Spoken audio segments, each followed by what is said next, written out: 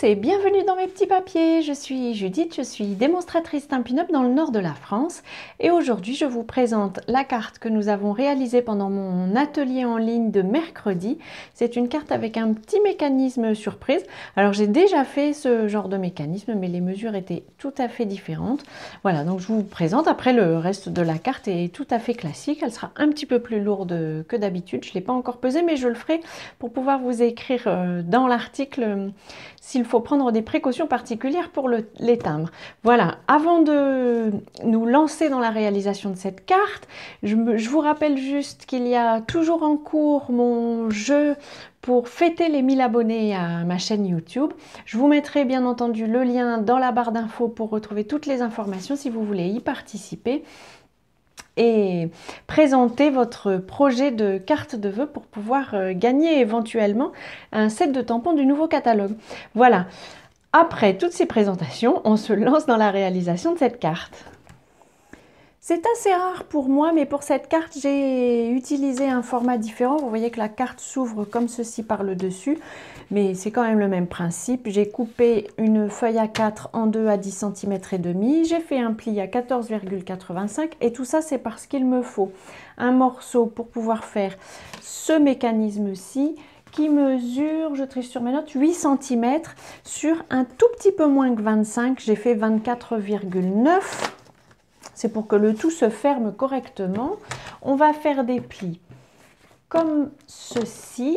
Alors, il nous faut un pli à 1 cm. Donc, je vais utiliser le centimètre de ce côté-ci. Puis 9 cm. Puis 17. Voilà, on a terminé pour les plis. Pour la décoration de la carte, on va pouvoir les poser tout de suite. Je vais bien marquer le pli de ma carte et j'ai pris un morceau de papier de série design qui vient de la collection, vous savez, c'est la collection des sapins fantaisistes.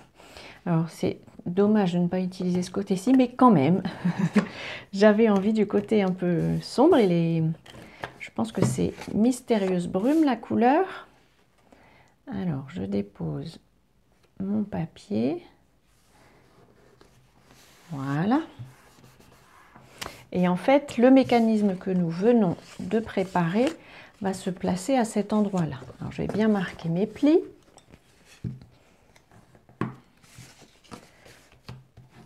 hop, et voilà. Il faut aussi pour ce morceau, alors juste pour vous expliquer, les 24,9, en fait si on fait 25 cm, c'est ce morceau-ci qui va se retrouver au milieu, ne se place pas bien en fait, il y a un tout petit bout en plus, le petit millimètre suffit pour que notre petite fermeture fonctionne bien. On aura aussi besoin d'un morceau de plastique qui mesure 17 cm je pense, oui 17 cm sur 4 environ. Moi je découpe un morceau dans une pochette plastique en fait, vous voyez il y a encore les éléments qu'on va pouvoir couper, mais de toute façon on va d'abord positionner tout ça. Pour réaliser le mécanisme qui va permettre à notre petite illustration de remonter et de descendre des deux côtés, en fait moi j'utilise une perforatrice. Alors là j'ai pris étiquette du quotidien, vous pouvez le faire aussi de façon manuelle. Je vais juste me faire un petit repère à 4 cm des deux côtés. Ça m'aidera à perforer à peu près au milieu, et en fait j'ai fait le même genre de marque ici sur ma perforatrice. Ça me permet d'être à peu près centré, parce que quand on a glissé la perforatrice on ne voit plus bien le reste de la forme. Et en fait je découpe juste un petit morceau comme ceci, ça va me faire un guide pour mon papier plastique, pour mon morceau de plastique. Voilà, donc j'ai une sorte de chemin pour le plastique. Je vais maintenant, alors je vais le placer comme ceci si je ne m'abuse, oui c'est ça, comme ceci. Le morceau de plastique, il va faire tout le tour. J'enlève les éventuels morceaux comme celui-ci qui forment des plis parce que c'était une pochette tout simplement.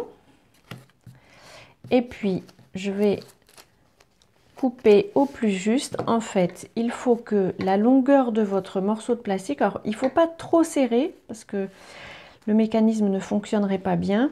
Et il faut que je laisse, je ne sais pas si vous voyez bien à la caméra, mais ici, mon morceau du dessous arrive. Et donc, je me laisse à peu près l'épaisseur enfin la largeur de mon adhésif en fait.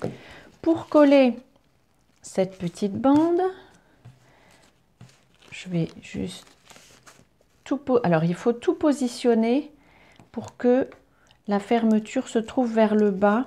Le mécanisme n'aime pas trop passer les jointures, si on peut les appeler comme ça. Donc il va falloir déjà coller le morceau de plastique sur lui-même pour qu'il tienne. Hop, je prends à peu près la largeur du morceau de plastique. Alors j'espère que vous y voyez quelque chose parce que forcément mon plastique est transparent. Ceci dit, vous pouvez utiliser un morceau de plastique de sachet qui serait coloré. De toute façon, ça ne se verra pas. L'important, c'est qu'il soit un peu souple parce qu'on lui demande de passer justement... voilà, s'il est trop rigide, il ne glissera pas bien comme ceci. Voilà, donc vérifiez que le tout glisse correctement. On va préparer nos 2 carrés de décoration. Pour cela, j'ai pris un morceau sur lequel je vais déposer un morceau de papier de série design sur lequel je vais tamponner un souhait. J'ai choisi dans Sapin fantaisiste que l'étincelle de Noël brille dans vos cœurs et votre foyer.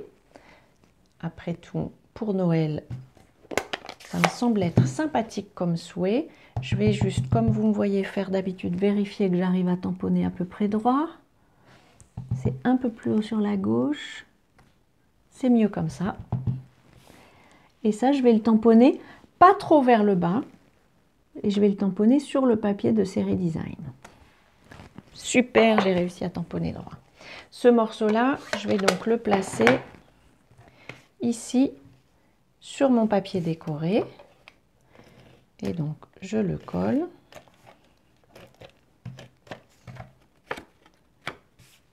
Comme ceci. Je termine avec vous la mise en couleur de mon panneau qui sera sur le dessous. Alors, j'ai juste tamponné mon image en mystérieuse brume, qui est la couleur dominante de ce papier de série design. Et puis, je l'ai mis en couleur avec des feutres Stampin' Blends. Alors, vous voyez, j'en fais vraiment une mise en couleur très simple. Je ne cherche pas forcément à faire des effets d'ombre et de lumière. On pourrait, mais là, pour les besoins de la vidéo, je ne vais pas vous saouler avec du coloriage. À regarder, je ne sais pas si c'est passionnant. Par contre, à faire, moi j'adore. Alors, pour terminer la pose de ce mécanisme, on va remettre, je place bien ma jointure ici en bas. Je vérifie que c'est le plus bas que ça puisse aller, voilà, comme ceci. Je vérifie donc qu'il est bien en bas avec le mécanisme, la petite carte posée comme ceci. Je repose un morceau d'adhésif et surtout je vérifie qu'il ne colle pas sur le côté. En fait, je préfère que le morceau du haut soit au bord et donc je la colle, elle est collée en bas. Pour l'autre partie, par contre, on va mettre de l'adhésif en haut. De la même manière, il ne faut pas qu'il dépasse ici chez moi. Et par contre, ce qu'il ne faut pas oublier, ce qui m'arrive d'oublier, c'est qu'il faut qu'on voit le dessin par en dessous. Donc vous placez votre carte à l'envers. Je la positionne, je la mets en place en bas. Hop, et j'appuie en haut. Et quand vous refermez le tout, on va placer ceci juste pour essayer. Si j'attrape mon dessin, le tout vient et c'est magique. Pour refermer ce mécanisme-là, je vais mettre de l'adhésif ici. Alors pour que le tout se ferme bien, je vais couper en biais ici sur les côtés. Voilà, ce sera plus joli. et pardon, c'est comme ceci. Et en fait, je vais replier mon adhésif comme ça. Je vais mettre aussi de l'adhésif découpe facile. Hop.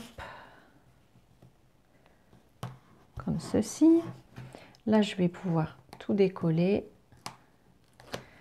Et donc, je vous montre. Je replace le tout. Je soulève légèrement cette carte-ci. Je place ma languette en dessous. Et hop, je peux fermer. Pour faciliter l'ouverture et la fermeture du mécanisme, on va mettre un petit ruban ici. Alors moi, j'utilise la perforatrice étiquette sophistiquée parce qu'on a une petite découpe ici qui est faite pour. Et donc, je vais être un peu courageuse et puis viser le milieu. Hop là. Et comme ça, on a une jolie ouverture. Je ne suis pas du tout au milieu, tant pis, ça n'est pas grave. Alors, et je vais y glisser un ruban, c'est le ruban gros grain effiloché, c'est celui qui est assorti à la collection des sapins fantaisie. Et je vais, hop, le glisser, découper un morceau. On verra après pour avoir la bonne taille. Là, il est un peu grand, mais je vais pouvoir y faire un petit nœud. Hop, comme ceci. Bon, c'est pas forcément trop mal. Et voilà, c'est ça qui va me permettre, quand la carte sera complètement fermée, de tirer dessus pour que le tout se vienne vers le haut et vers le bas. On va pouvoir décorer le devant. Pour ça, je vais juste vérifier que je suis dans le bon sens. Oui, et puis je vais ici pour l'instant mettre de l'adhésif.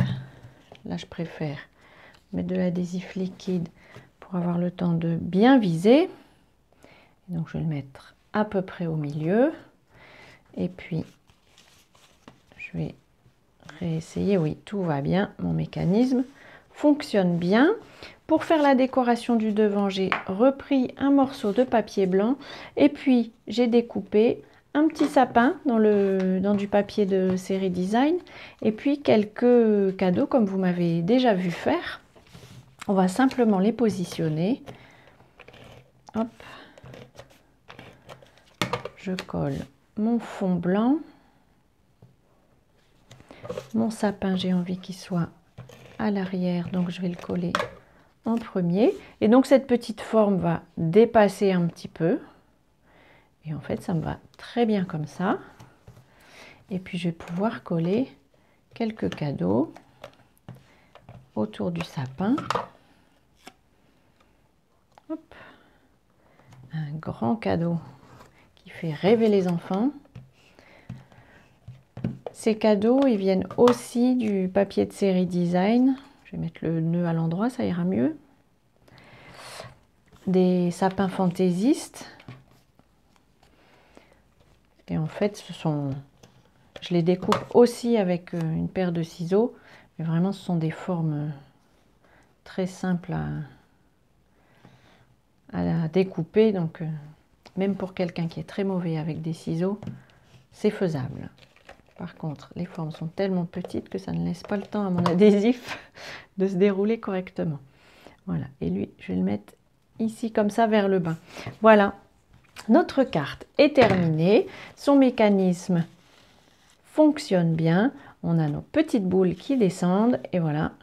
Alors faites-le monter et descendre comme ça 2-3 fois pour que le tout s'habitue un peu au mouvement avant d'envoyer votre carte. Et puis voilà, le tour est joué, la carte est terminée. Voilà, j'espère que cette carte vous aura inspiré. Je vous représente un petit peu les articles qu'on a utilisés pour décorer cette carte, mais sinon le plus gros est dans le mécanisme. Voilà, j'espère que cette carte vous aura inspiré. Si c'est le cas, cliquez sur le petit pouce et puis si vous voulez connaître les prochaines vidéos, pensez à vous abonner. En tout cas, avant notre prochaine rencontre et peut-être votre participation au jeu des 1000 abonnés, je vous souhaite de passer de belles journées créatives et je vous embrasse.